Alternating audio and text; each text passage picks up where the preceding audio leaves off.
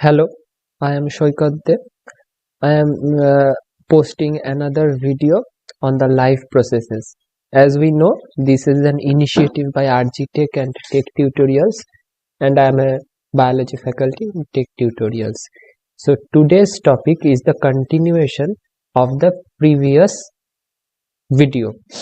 In the previous ভিডিওতে আমরা দেখেছিলাম যে কিভাবে এক্সক্রিশন প্রসেসটা হচ্ছে in animal, to be specific আমরা হিউম্যানসদের ক্ষেত্রে গোটা ব্যাপারটাকে দেখেছিলাম।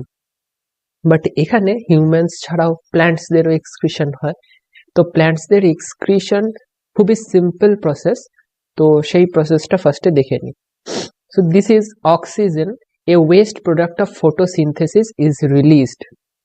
আমরা জানি যে ফটোসিনথেসিসের থ্রু দিয়ে অক্সিজেন প্রডিউস হয়, যেটা কিনা এদের ক্ষেত্রে একটা waste product. So it needs to be excrete out.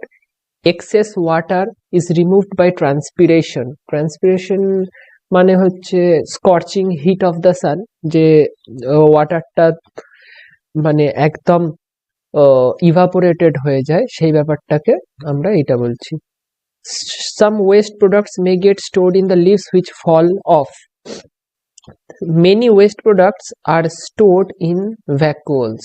Vacuoles যে জিনিসটা আছে প্লান্ট সেলে অনেক বড় হয়, ইন দ্য সেন্স অ্যানিমাল সেলের থেকে অনেক বড় হয় ইন দ্য কম্প্যারিজন, অ্যান্ড সেখানে এরা ওয়েস্ট প্রোডাক্টটা স্টোর করে রাখতে পারে।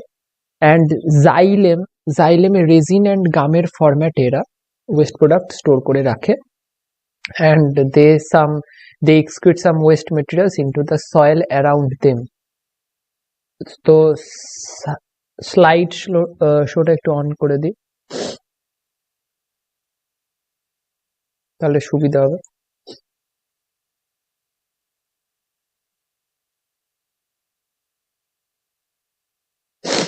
ওকে, now coming to the next slide. এটা একটা ছোট্ট part, that is hemodialysis. Hemodialysis means the partial or total inability of kidneys to carry on the excretory and salt water. Suppose কারোর যদি কিডনি ফেল করে, kidney fail to excretion, kidney failing to filter the blood, তাহলে সেই কেসটাতে কি করা হয় না, একটা ইনস্ট্রুমেন্টেশনের মধ্যে রাখা হয়, হসপিটালে হোক নার্সিং হোমে হোক। সেই হিমোডায়ালাইজার বলে একটা মেশিন আছে, সেটা কি করে না, সেটা একটা আর্টিফিশিয়াল কিডনি যখন ফাংশনটা মানে পারপাসটা সার্ভ করতে পারছে না, তখন ওই যে ব্লাডটা আছে সেই ব্লাডটা পিউরিফাই করার জন্য বাইরে থেকে একটা মেশিনের আমরা হেল্প নিচ্ছি। মেশিনটার নাম হচ্ছে hemodialyzer, and the process by purifying the blood with the help of this artificial kidney is termed as hemodialysis. এই দুটো ছোট্ট পার্ট ছিল যেটা এক্সক্রিশনের বাদ থেকে গেছিল। নাও আমরা নেক্সট টপিক আমাদের নিউট্রিশনটা স্টার্ট করব। Nutrition. So what is nutrition? The process by which an organism takes food and utilizes it is called nutrition. Nutrition মানে হচ্ছে যে আমাদের গ্রোথ অ্যান্ড ডেভেলপমেন্ট। আমরা এক সময় খুব ছোট ছিলাম, সেখান থেকে আমরা আজকে এত বড় হয়েছি।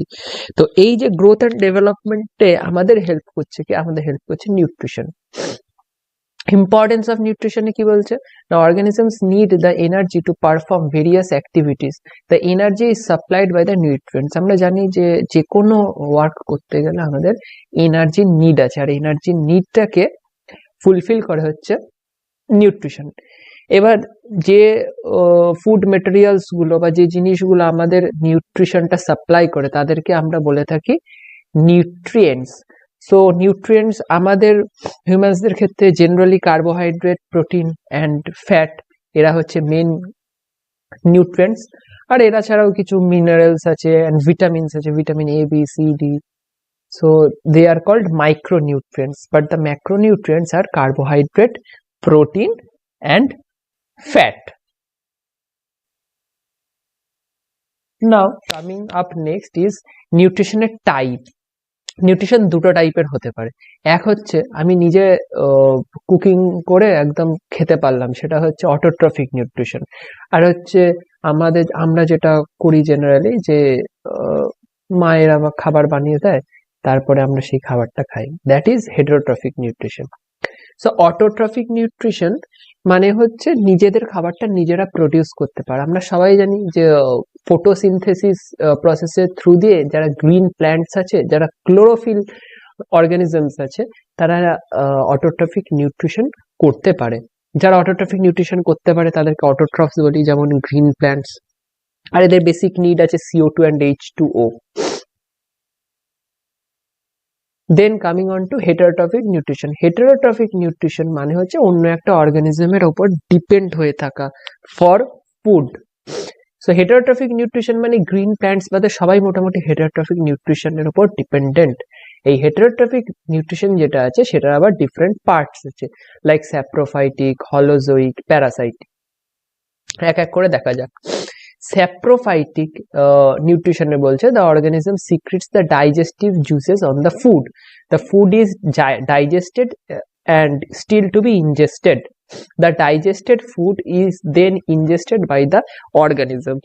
তো আমাদের এই যে সয়েলে ডিফারেন্ট ডিফারেন্ট ডিকেইং অর্গানিজমস থাকে, এরা কি করে, এরা স্যাপ্রোফাইটিক নিউট্রিশন নেয়। স্যাপ্রোফাইটিক নিউট্রিশন নেয় ইন দ্য সেন্স এরা ডেথ অ্যান্ড ডিকেইং যে মেটেরিয়ালস গুলো থাকে সেই মেটেরিয়ালস গুলোকে ডাইজেস্ট করে সেখান থেকে নিউট্রিশনটা গেইন করে। এটাকে আমরা বলছি স্যাপ্রোফাইটিক নিউট্রিশন। Then coming on to the holozoic nutrition. In the holozoic nutrition, the digestion happens inside the body of an organism. Likewise, human এর বডিতে যেমন একটা digestive system আছে internal. So most of the animals follow this mode of nutrition along with the humans. Now coming on to the parasitic nutrition. Parasite এর ব্যাপারটা আমরা সবাই জানি, যে one who feeds upon another animal, and that another animal is known as host, and this animal is known as parasite. তো parasitic nutrition মানে হচ্ছে একজন অন্যজনের উপর ডিপেন্ডেন্ট হয়ে সেখান থেকে তার থেকে ফুড গেইন করবে, আর সেই ফুডের থ্রু দিয়ে নিউট্রিশন গেইন করবে। For example that is tick. Now steps of holozoic nutrition. Holozoic nutrition basically সবাই ফলো করে, most of the well developed animals. তো এটার টোটাল ডিফারেন্ট 5টা স্টেপ আছে: ingestion, digestion, absorption, assimilation and egestion. এটা আমরা human digestive সিস্টেমের ক্ষেত্রে ইন ডিটেল পড়বো, অ্যামিবার ক্ষেত্রেও পড়বো just after this slide. So ingestion মানে হচ্ছে টেকিং ফুডটা জাস্ট টেকিং করা।